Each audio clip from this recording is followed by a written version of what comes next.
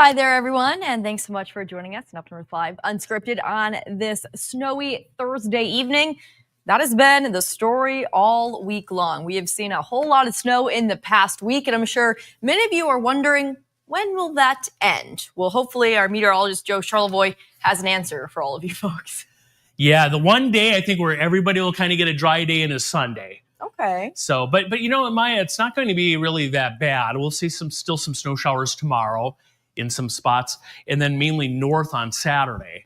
But Sunday, some 40s. Oh, wow.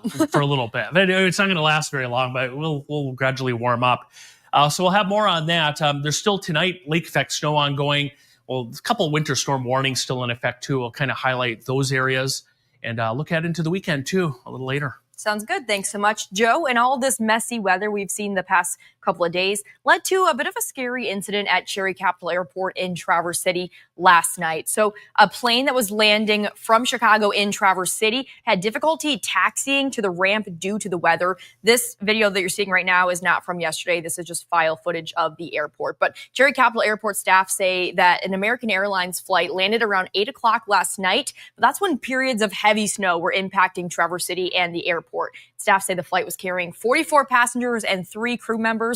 And what happened was pilots were attempting to turn onto the taxiway leading to the ramp when the plane, quote, left the pavement into the snow. Now, luckily, no injuries were reported and passengers were shuttled to the terminal. But there is a lot of effort that goes into keeping runways clear at airports all across the country and right here in Traverse City at Cherry Capital Airport, and making sure that planes can taxi to and from runways safely. So meteorologist Trevor Robideau spent today with the people who make that happen. For workers at Cherry Capital Airport, the winter months can be a never-ending battle against the nature. Typical process for that is we get the overtime, staff coming in. They get in the multi-tasking pieces of equipment that you see in the background here. We run a plow sweeper combo, and if we have to do just plows or just sweepers, we'll use those. And then if we need to lay sand, we'll lay sand. And then we have a non-corrosive solid chemical that we lay, or a non-corrosive liquid chemical that we lay. The airport uses a vehicle with specialized testing equipment that measures the friction on the runways and taxiways to see if planes can taxi, land, and take off safely. We do have a couple lines starting to show up on our graph. One of them is our speed, which is the lower blue one. So that'll increase and then level out right around 40. The black line is actually our friction at that point of the runway. So we see some dips, we see some peaks. A lot of the dips themselves are either at a contaminant like some compacted snow, or it could be on a piece of paint. The equipment shows a numerical value based on the Runway Condition Assessment, or RCAM, which describes runway conditions to the pilots and workers. Lower numbers indicate the runway is not safe, causing them to close the path, while higher numbers in the green indicate safe conditions. But this is our graph for that whole runway. So we can look at this and say, hey, the full runway is 0.74 friction value, or the Halliday number in this case. So anything over 0.40 is good friction.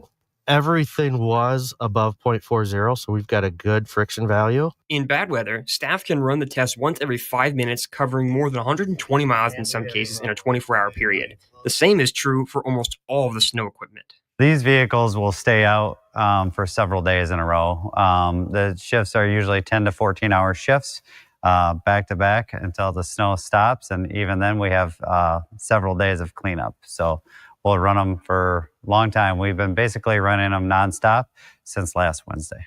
In Grand Traverse County, I'm Trevor Robideau for UpNorthLive News. And for more on his story, Trevor Robideau is joining us now live from his home. Hey, Trevor, thanks so much for coming on Unscripted, especially since your shift technically already ended. Yeah, thanks a lot, Maya. It's good to be here.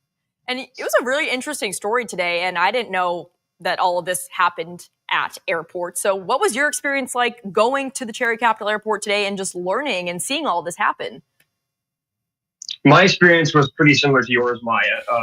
It's one of those things where there's so many things out there in the world that you don't really realize what truly goes into make it all happen until you see it for yourself. Yep. Cherry Capital Airport and their staff work, from what I've seen, tirelessly to make sure that people can, like, they make sure that the planes can keep going, right? Like, they do an incredible amount of work. So my overall experience was a good one. Riding in that vehicle that they used to test friction on the runway was a lot of fun. You saw that in the story. And I got to learn a lot about the inner workings of Cherry Capital as a rather small airport. So you can imagine, like, how much one of the really big airports in the nation, how much work goes into those. It's kind of hard to think about. Sure. And before we showed your entire story, we talked about the incident that happened at Cherry Capital Airport last night where a flight that was landing had difficulty taxiing. Did you talk with airport staff about that incident?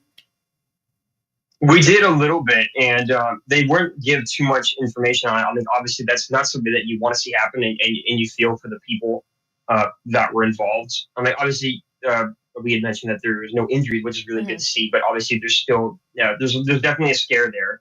So that's not ever something that you want to see. So we pray for those people. But they didn't talk about it. I didn't talk about it with them because I felt that may be touching a sore spot, kind of, in a way. So I just focused more on what they do to keep that from happening, if that makes sense. Sure. And that's why I asked, because I'm curious if, they did go out last night and the conditions seemed fine, but maybe they weren't as good as what the results were showing. Yeah, certainly. And, it's one of those things where, it might just be something that maybe they overlooked. I'm not saying definitively that that's what happened, of course, but, there's only so much that can be done, and they are doing everything they can, and they're short-staffed. And, that's the other part of it, too. This was something that I talked about briefly in the story, but obviously our stories being on the rather short side for a package, we don't really have that much time to go super in-depth, so it doesn't really do it justice. These people are working overtime every single day of the week. You see people that, they get tired of their 40-hour work weeks and whatnot, and, all the more power to you. You're welcome to feel however you feel. But these people have been working 60 hours or more a week since last Wednesday. They get, 14-hour shifts, maybe more than that. They get maybe 2 hours of break, and then they come back and they're right back to work. It's right back on the clock again. These PM people are working in the morning. You get the morning people working in the evening, and it's chaos. And they're doing everything they can. And I'd say that they're doing a pretty good job of that. So, again, you don't ever want to see something like that happen, but it's not a lack of effort, if that makes sense. Sure. And I'm assuming staff are probably working a lot more already this year, just in this past week, than they had to the past couple of years, because we haven't really had too many big snow events like we've had this past week in a while. Yeah, no, certainly not. If there's anything that I've learned, and I already knew this, me being a Southern boy, sometimes I get people that tell me, like, oh, you haven't, you don't know what it's like. Your first winter up in Northern Michigan last year was nothing. And believe me, I'm well aware of that. I know that we didn't get a lot of snow last year was a complete anomaly. But this year, it's been after a rather slow start, all of a sudden you get this crazy amount of snow. It's like this is kind of closer to what we expect, but it's still kind of like, it's like a little shock to the system. It's like, oh, right, that we are in that time of year again, by the way. We are supposed to be getting snow. So to see that some areas have already gotten more than like 40 inches in just a week is pretty crazy. So they're trying to catch up on that. We're trying to catch up on that. And I would be willing to assume that they're probably just, like, they being the staff workers are probably just as shocked as we are. They're like, oh, right. It's winter. It's time to hit wheels on the pavement, quite literally. Yeah.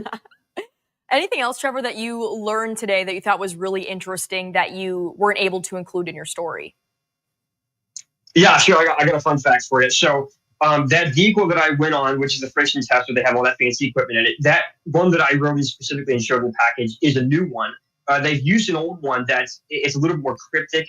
Cryptic is probably not the best word to use for it because it's still very advanced technology. But the old one, you had to pump the brakes sort of to get the friction testing. This one, you don't have to do that. You just drive and it picks it all up for you once you drive down a certain path length. And one thing that I learned that was really interesting to actually lead into the point that I was saying, the fun fact, it's a new vehicle. And they only had, leading up to the big snowfall that started in the middle of last week, they only had a couple hundred miles on it. in the time from last Wednesday to now, they went from a couple hundred miles to 2,900. So they've drove well over 1,000 miles at just the airport in a week's time. Wow. And again, that's because they run it nonstop all the time. It doesn't stop. Like once that guy Tom looks, once his shift is over, they just replace him with somebody else, and they just keep going. That thing doesn't ever leave the pavement. Like it's running 24 hours a day, and so they've traveled across the country while simultaneously going absolutely nowhere. Oh my gosh. I thought that was interesting. That is really interesting. And another thing, this is actually something that while we were watching your story in the 6 o'clock newscast, Mark and I were talking about. So they have to probably be communicating really well with the tower to make sure when they're out there on the runways driving that there are no planes landing early or anything like while they're out on the runways. Yes, certainly. That is another side of it too, and that's also something that I got to experience while I was in the car. Like I'm busy, trying to do my thing, trying to get the video, trying to get the interview. While this guy is driving and he's busy doing all this other stuff, and while he's trying to talk, he's getting all this radio traffic from the tower, from planes about, from the control center. I mean, there's an incredible amount that goes into it. And to be honest, like as somebody that doesn't understand the inner workings, I was overwhelmed to see it all. But yeah. It's a lot, and you consider that, like, again, Cherry Capital is a very small airport. I mean, it's big for northern Michigan, but for example, the plane coming from O'Hare yesterday, O'Hare's a massive airport. Like Cherry Capital doesn't even come close to that, and there's so much going on, all this traffic that he has to deal with while also doing his job. It's a lot of work, and again, these people work tirelessly. Mm-hmm. So I urge you to just keep that in mind and don't give them such a hard time. Yeah, very good point. Trevor, thanks so much for joining us and for going into a little more detail about this very interesting story. And let's turn things over to our question of the day, which is kind of related to this topic. Have you ever had a close call while flying? Whatever a close call means to you. You can scan the QR code on your screen right now. That'll take you to our website where you can vote. As of right now, 62% of people say no, 38% say yes. So I'm curious to hear what happened to these 38% of people. I know we do have a few comments on our Facebook post, so we will take a look at those a little later. But I have one more story I want to share with you before we take our first commercial break. So if you recall, Trevor and I were talking about how last winter, not a whole lot of snow, is pretty mild. So this time last year, ski resorts, they were trying to run their snow machines, just hoping that there would be cold enough temperatures for the snow to stick that they were making. Now, this year, the snowfall has set up the stage for a great season opener for ski resorts across northern Michigan. And our Daniel Zivian talked with a few of those resorts and has much more on the story. December 28th, right after the holidays, which is normally our busiest day of the year, we were struggling to almost stay open. There was still green grass on the fringes. We were able to make limited amounts of snow. Natural snowfall was non-existent. So couldn't be more excited of the start this year. But resorts like Shanty Creek still prefer to fire up the snow guns so they can better control the skiing conditions. We've gotten a ton of snow, you can see that, but it really only compresses to a few inches once all is said and done. The man-made snow that we make is much more efficient snow. A lot of that moisture and air is taken out of it, and so it's a lot more true to its depth. Southwell says even if the natural snow isn't best for the hills, it's still far better for convincing skiers to make the trip. It's hard when you don't see the snow outside your window of your house to be pumped up and amped up for that ski season. But man, when the flakes are flying and you can see that snow accumulating, it really does change your mindset. Like, I'm ready for winter, let's go. That is so true. And now if you're wanting to hit the slopes this weekend, Shanty Creek is open this weekend and they'll be going into daily operation starting next weekend. At the Highlands, they opened up to certain pass holders today and they'll be open to the public tomorrow. So time to dust off those skis and snowboards. It's officially ski and snowboard season in northern Michigan. All right, we are going to take a quick commercial break, but we're going to bring back in our chief meteorologist, Joe Charlevoix, in just a couple of minutes. He'll have much more on the forecast for our Friday and for the weekend, so stay with us. I'm Jada Johnson from Big Boys TV, and the Fish and Game Report is sponsored by Johnson's Propane.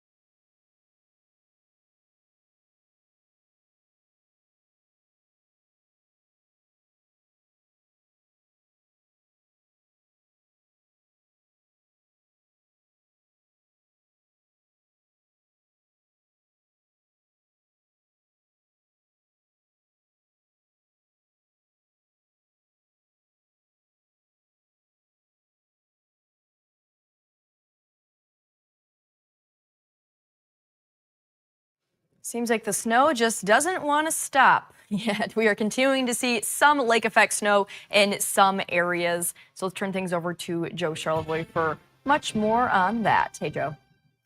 Yeah, I remember 2 weeks ago when we were like, where is the snow? Yep. And then suddenly, Here it is. yeah, we've had a lot of it since.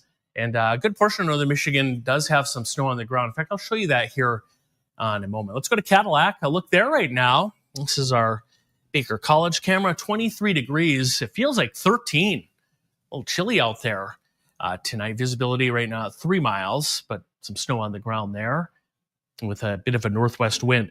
A couple counties under advisories and winter storm warnings. Now, unlike last night where we had pretty much the whole area under something, a lot of counties have been allowed to expire. So we don't have as much of the warnings and advisories out there. But we still, for Luce County, have a winter storm warning until 7 tomorrow morning. And then Mason, also Lake and Oceana counties until just after midnight tonight. And then Osceola County right there, including Reed City, a winter weather advisory. That is until 1 o'clock in the morning tonight, so just after midnight. Here's what's going on. So our system that brought the snow, our clipper, is way off on the East Coast, heading off into the Atlantic Ocean. High pressure sits over the heart of the country. We're kind of in between, so we had a lot of wind between these two systems today. It was windy. These are the current gusts now. The wind is starting to come down. Still pretty breezy there at Rogers City, also at Traverse City. Winds close to 30 miles per hour. But let's take a look at our forecast on the wind. The wind will come down a little bit tonight. There it is. And then another breezy day tomorrow. It will not be as windy as it was today, but it is going to be gusty. The wind will turn more out of the west tomorrow. And then a break, and then another round of wind comes in here later Saturday, right there. So you could see some higher gusts during the day on Saturday. Here's a look at radar tonight. The broad look around northern Michigan. This is just lake effect snow. Ongoing downwind of the Great Lakes. You can see some of these bands of snow. Decent one there around Cadillac, Lake City, back up into the Traverse City region, also around Manistee and Ludington tonight. Snow showers will extend this up further, even around Alpena, some snow showers toward Petoskey, and then across the UP, a little bit of snow still coming in off Lake Superior. Here's what we're expecting the next day or so. So the lake effect snow will get pushed inland and kind of die off tonight a little bit. Tomorrow, this is a little front coming in. So notice in the afternoon, scattered snow showers. Nothing widespread, but there will be a little snow around. And then Saturday, quiet in the morning, but look what happens Saturday afternoon. We're going to start seeing some snow in the UP, and then look what happens here. It changes to some rain as some warmer weather comes in. But if you're up in the UP and straight Saturday, it could be kind of a snowy day up that way, and then quiet weather expected for our Sunday. So the extended forecast is shaping up like this. Notice Saturday, a little warmer, some snow north. Sunday looks dry and quiet. I think that's the one which should be completely dry day, warmer. And then we do have that chance for a little bit of rain on Monday, Maya. It doesn't last very long, though. We're back into the 20s by this time next week again. So a couple days of warming up there Sunday, Monday. That's about it. No sunshine, though? Not a lot. Oh, I kind of missed that. Yeah, it's that time of the year. True. All right. Thank you, Joe. Let's take another quick break. But coming up, we will talk with sports director Harrison Beebe. I guess there's a football game happening tonight between a team in Detroit and a team in Green Bay. I don't know much about it, but Harrison does. We'll talk about it coming up next.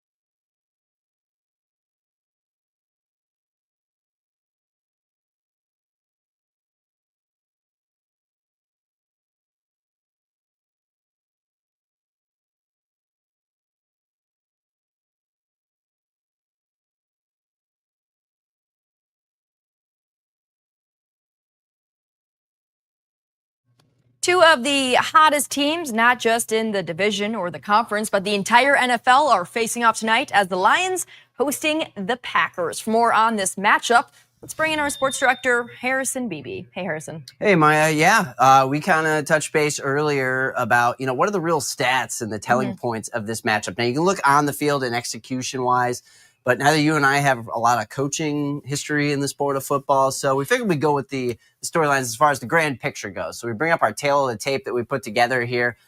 We thought offense was a big talking point, and total points per game. Lions are number one with 31.9 points a contest, while the Packers are eighth. Although if you compare the yardages per game, the Lions are 2, the Packers are 3 in the NFL. So that's a cool statistic there. Ravens being number 1.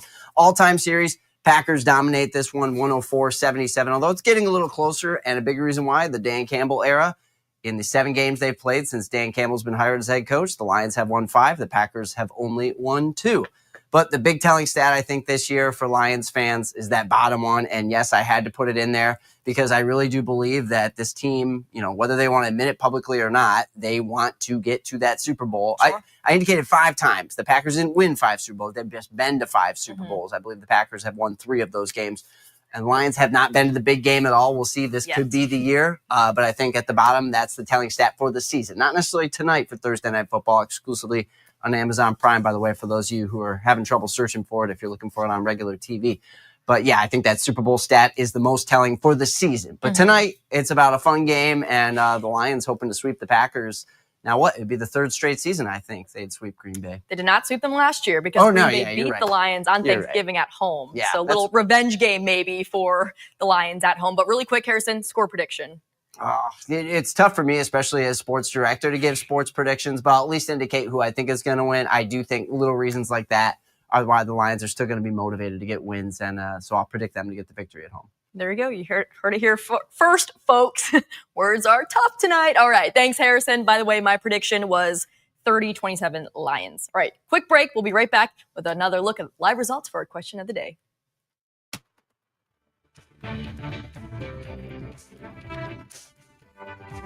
Salon services are furnished by Epiphany Advanced Academy in East Acme.